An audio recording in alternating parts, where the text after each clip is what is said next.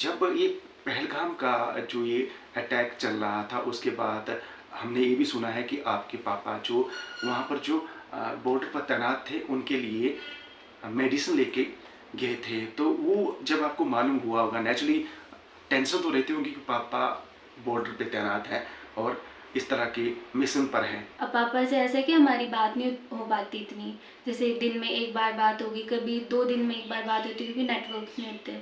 नमस्कार, मैं हूँ सुमी प्रकाश बेटा और मेरे साथ हैं आज दो बेटियां हैं। दोनों बेटियां चैंपियन हैं और चैंपियन बनने की क्यों नहीं, क्योंकि जो बेटियां हैं इनकी माता जी का नाम है दुर्गा और जो पिता है वो है उमेश महाजन जी, ITBP के जवान हैं और बहुत सी उपलब्धियां इन दोनों बेटियों ने हासिल की है। बड़ी बात ये भी है कि दोनों बेटियां पढ़ाई में भी अव्वल है, क्योंकि ये हर जगह जहाँ भी जा रही हैं मेडल हासिल कर रही हैं। जब मेडल मिलता है और जब चंबा की बेटियां इस तरह का कमाल करती हैं तो मुझे लगता है कि फख्र होता है और अन्य बच्चियों को भी इनसे प्रेरणा लेने की आवश्यकता है। पहले तो दोनों बेटियों का स्वागत है। Thank you sir. अच्छा, पहले छोटी बेटी हमारे साथ ये बैठी है, नाम है ट्विंकल महाजन। साथ में एक बेटी, दूसरी बेटी जो है बड़ी बेटी है तनिष्का महाजन। और मैं इनकी इंट्रो बता दूं आपको, ये रेफरी का काम भी कर रही है, जहाँ पर कराटे जो कंपटीशन होता है। छोटी सी एज में रेफरी बनना कैसी फीलिंग रहती है? Sir to be very honest, मतलब ऐसे कुछ मेरा प्लान नहीं था कि रेफरीशिप ये वो। फिर जैसे जो हमारे बाकी कोच जजेस वगैरह होते हैं वो देखते हैं, वो ऑब्जर्व करते हैं सब कुछ कि ये बच्चा कैसा खेल रहा है, कैसे अपनी स्टेट को रिप्रेजेंट कर रहा है या अपनी डिस्ट्रिक्ट को रिप्रेजेंट कर रहा है। तो मैं तो बहुत जैसे लकी फील करती हूँ कि मुझे ये चीज़ मिली है। साथ में मुझे कोच का लाइसेंस भी मिल गया है, मतलब अगर मैं चाहूँ तो मैं घर पे अपना डोजो भी खोल सकती हूँ। मतलब उसमें जैसे मैं बच्चों को सिखा सकती हूँ आगे, मतलब उनको प्रेरित कर सकती हूँ इस फील्ड में आने के लिए। आपने सुन लिया होगा कि छोटी सी एज में ये उपलब्धियां रहती है, तो ये चंबा की बेटियां हैं, मान है चंबा का।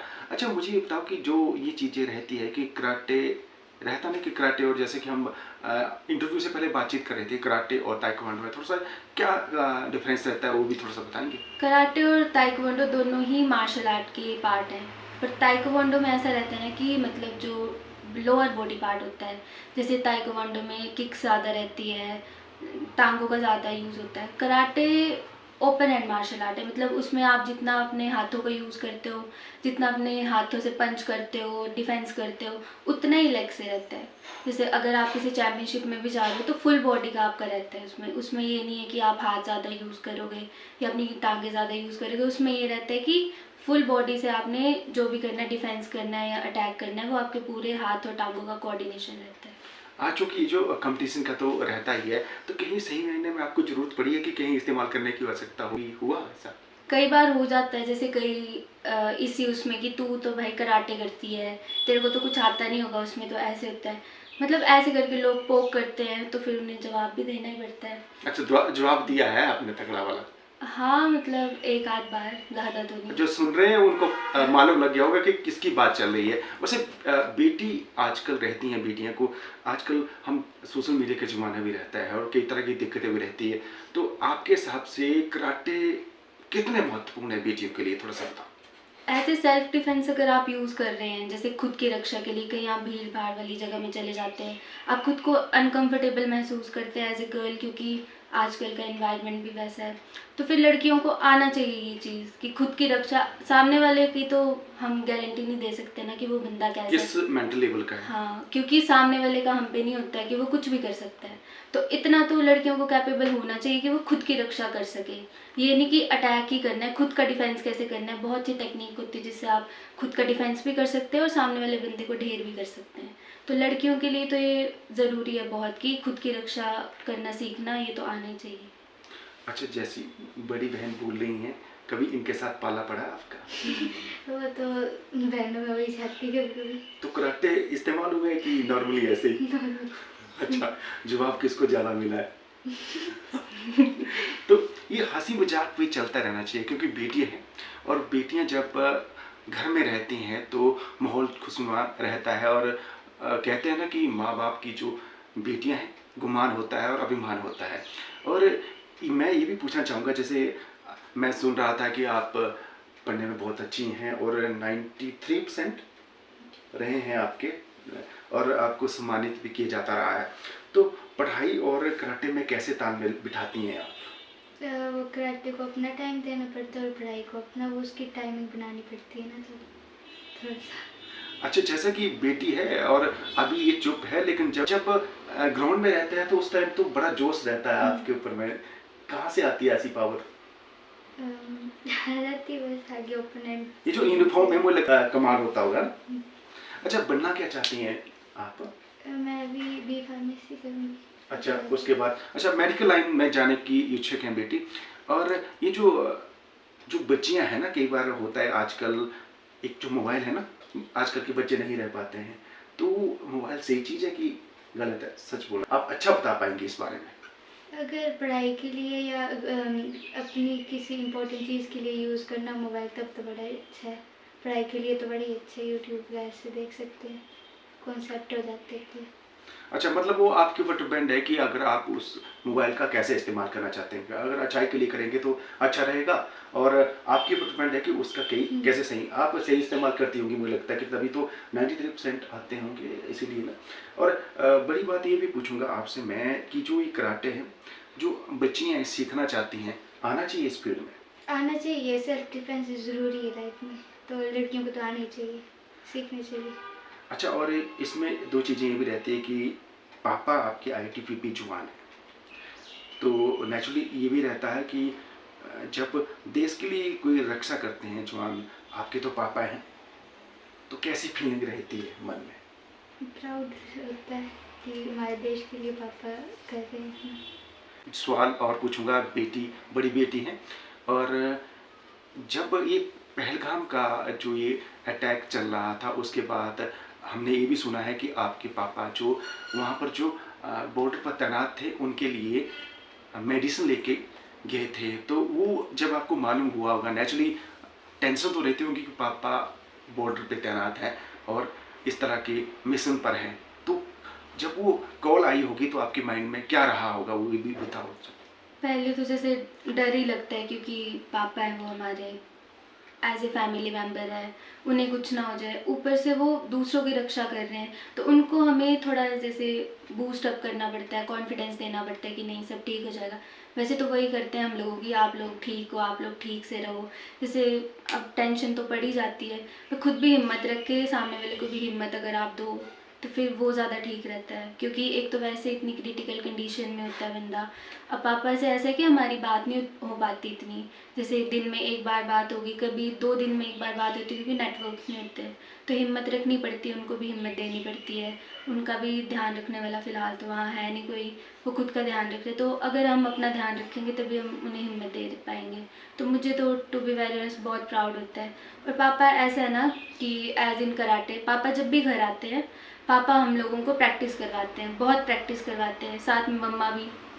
मम्मा तो ऐसा रहता है कि 24 घंटे हमारे जैसे बैकबोन की तरह है, वो 24 घंटे हमें मोटिवेट करते रहते हैं कि आप कराटे की इस फील्ड में हो, आप प्रैक्टिस करो, आप और अच्छा करो। जब भी जैसे होता है ना कि आप कोई कंपटीशन जीतते हो, मम्मा जैसे ऐसे जताते नहीं है कि उनको बहुत खुशी हो रही है, वो खुश रहेंगे, वो और जैसे हमें मोटिवेट करेंगे कि आप और अच्छा करो और अच्छा करो। मम्मा का मैक्सिमम ऐसा रहता है, हम चाहे डिस्ट्रिक्ट में भी जीत रहे हैं, चाहे स्टेट में जीत रहे हैं, चाहे जोनल्स में जीत रहे हैं, चाहे नेशनल्स में जीत रहे हैं, मम्मा की आंखें भर आती है। वो जैसे दूसरों को तो बताएंगे हमारे बारे में, कर ऐसा नहीं होता कि हमें ज़्यादा वो करते हैं कि हाँ भाई आप लोग अच्छा, वो यही बोलते हैं कि और अच्छा करो। उनको हमेशा से प्राउड रहता है। पापा का भी यही है, अब जैसे घर आएंगे तो वो हमें प्रैक्टिस भी करवाएंगे, वो हमारे साथ खुद भी करेंगे। मेरे पापा भी जूडो के ब्लैक बेल्ट रह चुके हैं, तो जैसे उनसे भी बड़ी मोटिवेशन हमें मिलती है कि हाँ इस फील्ड में जाना है, अब इतना आ ही गए तो आगे भी बहुत अच्छा करना है तभी। अच्छा, अब तक कितने मेडल हासिल कर चुकी हैं आप? अब जैसे 8 साल से हो ही चुके हैं हमें खेलते, जैसे 8 साल से हम लोग स्टेट भी खेल रहे हैं, डिस्ट्रिक्ट, जैसे नेशनल्स के पहले नोट जोन होता है, फिर इंटर जोन होता है, तो उसमें भी मेडल्स हैं हमारे। मतलब आपने सभी जोन में हिस्सा लिया है और वहाँ पर मेडल हासिल किए हैं, तो बड़ी बात है। और बड़ी बात ये भी है कि कोच भी बन गई हैं, रेफरी भी बनकर सेवाएं दे रही हैं। तो कभी आपने सोचा था कि आप इस तरह की उपलब्धियां हासिल कर पाएंगे इस एज में?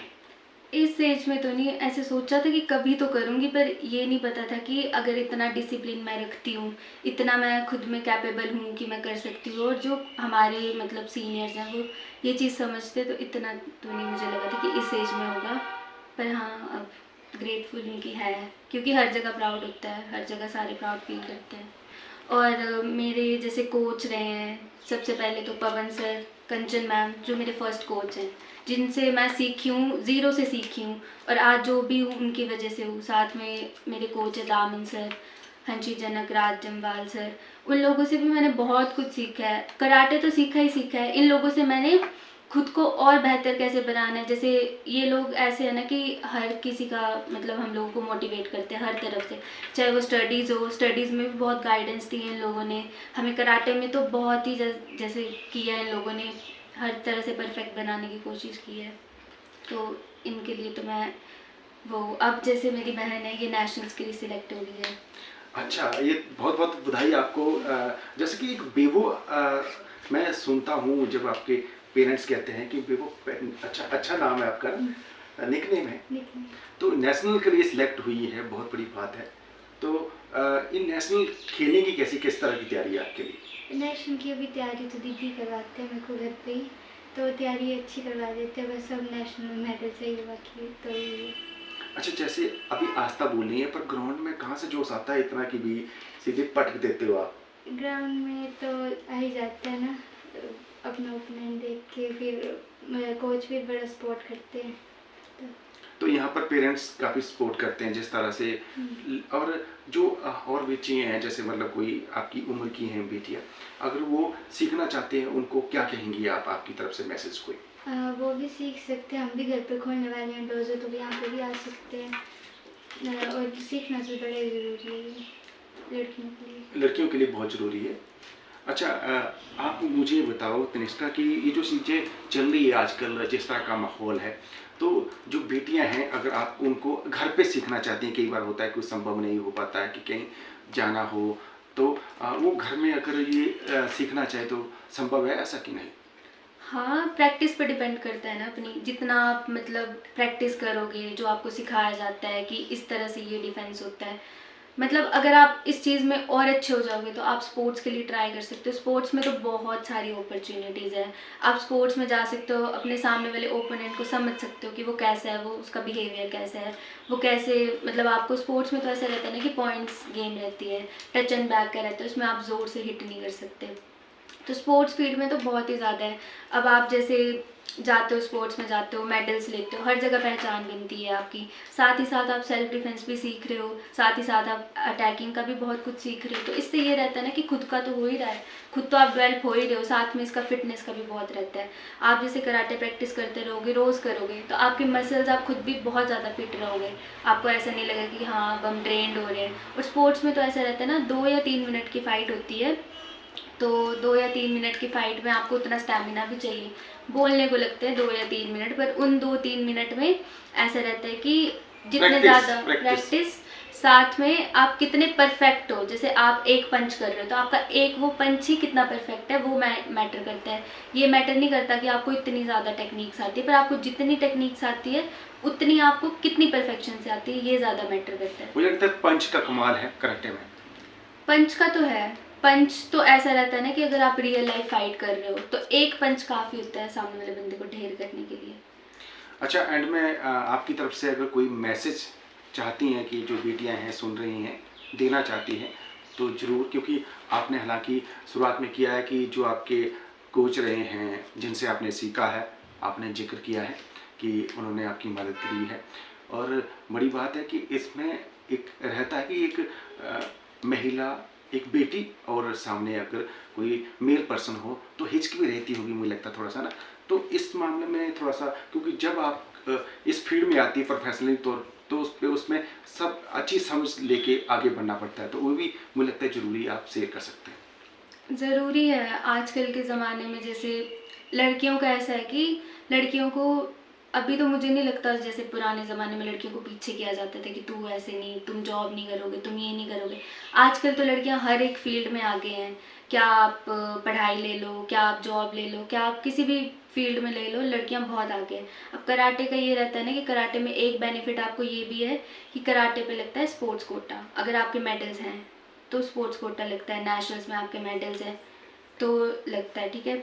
तो उसमें जैसे स्पोर्ट्स में अगर आप आगे जाते हो तो आपके लिए बहुत बेनिफिशियल है। जितनी अच्छी आपकी ग्रेजुएशन होगी, जितनी अच्छी डिग्री आप होल्ड करोगे, जितनी अच्छी पढ़ाई होगी, उतनी अच्छी आप जॉब के लिए अप्लाई कर सकते हो। साथ में कराटे का ये भी मतलब प्लस पॉइंट है कि आपको खुद की रक्षा तो आएगी करने। अब आपके साथ 3-4 बंदे और चले हैं, कहीं लड़ाई होगी, आपकी गलती नहीं है, तो इसका ये रहता है कि पहले आपको हिट नहीं करना है। जब तक सामने वाला बंदा मतलब बोल चाल से सब कुछ हो जा रहा है, सब सॉर्ट हो रहा है, तब तक आप लड़ाई झगड़ा नहीं कर सकते कि आप इस चीज़ का बेनिफिट उठाओगे कि आपको कराटे आते तो आप मतलब लड़ाई में हर जगह पड़ोगे, ये नहीं है। आपको डे 1 से डिसिप्लिन सिखाया जाता है कि एक डिसिप्लिन में रहना है, उस डिसिप्लिन में ही आपके कराटे, जितना आप डिसिप्लिन से रहोगे उतने आपके ये काम आएंगे। तो अगर तो आपको कोई हाथ लगाते तो आपके पास फुल वो होती है कि आप हिट कर दो, चाहे जो मर्जी हो, फिर वो नहीं मैटर करता। तो आजकल खुद के बचाव के लिए करना पड़ेगा, खुद के बचाव के लिए जो होता है वो करना पड़ेगा।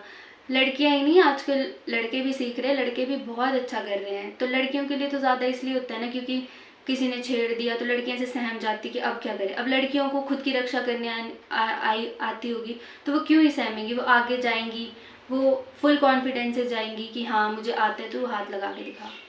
तो ऐसा जैसे डर लगता है, खुद की पर्सनालिटी डेवलप होती है इससे कि ऐसी पर्सनालिटी रखो कि सामने वाले तुम्हें हाथ भी ना लगा सके, तुमसे बात करने से पहले 100 बार सोचे। तो इससे ये भी बहुत डेवलप होता है जहाँ तक मुझे लगता है। और जैसा कि हम बात कर रहे थे दोनों बेटियों से, दोनों सगी बहनें हैं और कॉन्फिडेंस ऐसे नहीं आता है, ये मेहनत है इन दोनों बेटियों की, चैम्पियन है, इसीलिए कंपटीशन में आगे बढ़ रही हैं, बहुत से मेडल जीतते रही हैं। अच्छा, मैं एंड में ये भी पूछूंगा कि एक बेल्टें रहती है कि ब्लैक बेल्ट, ब्राउन बेल्ट, ये होती कितने प्रकार की, थोड़ा सा कंफ्यूज रहती है कि भी हम ही सुनते हैं कि ब्लैक बेल्टर है, मतलब सबसे ज़्यादा ताकतवर कौन होता है, ब्लैक बेल्टर या कोई और ब्राउन बेल्टर वाला, कि और भी होती होंगी कुछ? ब्लैक बेल्ट को तो कंसीडर किया जाता है हाईएस्ट बेल्ट, मतलब जो जैसे आप डे 1 से जाते हो, जब स्टार्टिंग से सीखते हो तो वाइट बेल्ट का मतलब होता है न्यू स्टार्टिंग, मतलब कोई बच्चा नया सीख रहा है। तो एक तो बेल्ट का मतलब ये भी होता है कि वाइट बेल्ट जैसे पीस के लिए मानी जाती है, तो जैसे स्टार्टिंग का जो बच्चा रहता है ना उसको वाइट बेल्ट हम देते हैं। फिर जैसे आपका मतलब 3 महीने का वो होता है, उसके बाद ग्रेडिंग होती है कि आप दूसरी बेल्ट पे जाओगे, फिर येलो बेल्ट, फिर ऑरेंज बेल्ट, फिर green belt, blue belt, red belt, फिर ब्राउन 3, ब्राउन 2, ब्राउन 1, उसके बाद ब्लैक बेल्ट मिलती है। मतलब सबसे ताकतवर बंदा जो है ब्लैक बेल्टर है भाई। दोनों बेटियां ब्लैक बेल्टर हैं कि नहीं? वो तो है, अब डिपेंड करता है कि आपको कितना अच्छे से क्या आता है। ब्लैक बेल्ट ये है कि उसको सब आता है और वो बहुत परफेक्ट है। आपको आता है सब कुछ? आपको भी आता है, तो दोनों ब्लैक बेल्टर बेटियां हैं। तो उम्मीद है आपको ये जो इंटरव्यू है अच्छा लगा होगा। हमारा मकसद इन बेटियों को साथ बिठा के इंटरव्यू करने का एक ही है कि चंबा की बेटियां हैं और बेटियां गुमान हैं। हमें फ़ख्र है कि हम इन बेटियों के साथ आज मिले और हमने इनसे जो और बेटियां हैं उनको प्रेरणा देने की कोशिश की है और इन दोनों बेटियों से प्रेरणा लेने की आवश्यकता है। उम्मीद है आपको ये इंटरव्यू अच्छा लगा होगा। आप दोनों बेटियां कुछ कहना चाहती हैं तो एंड में बोल सकती हैं। यही कहूँगी कि आजकल तो सभी को बोल्ड रहना चाहिए अपनी पर्सनैलिटी पे, मतलब खुद पे कॉन्फिडेंस रखोगे तभी सामने वाले की परख होगी आप लोगों को कि हाँ सामने वाला बंदा कैसा है। और ये नहीं है, खुद की रक्षा करनी सबको आनी चाहिए। और हाँ, अगर आपको इसमें ज़्यादा इंटरेस्ट आता है कराटे में तो आप स्पोर्ट्स की फील्ड में जाके बहुत कुछ सीख सकते हैं, बहुत नॉलेज मिलती है। अब जैसे हम लोग जाते हैं तो बहुत ही नॉलेज मिलती है। बाकी ये है कि कराटे सीखें, अगर सीखना चाहते हैं तो बहुत अच्छा ये स्पोर्ट्स भी है, बहुत अच्छा ये मार्शल आर्ट का पार्ट भी है। और बाकी मैं यही कहूँगी कि कराटे बहुत अच्छा है। सेल्फ डिफेंस के लिए आपको कराटे बड़ा ही अच्छा है। अगर आपको किसी और फील्ड में इंटरेस्ट है तो आप उसमें भी जा सकते हैं। बाकी सर से बात करके बहुत अच्छा लगा। Thank you. Thank you.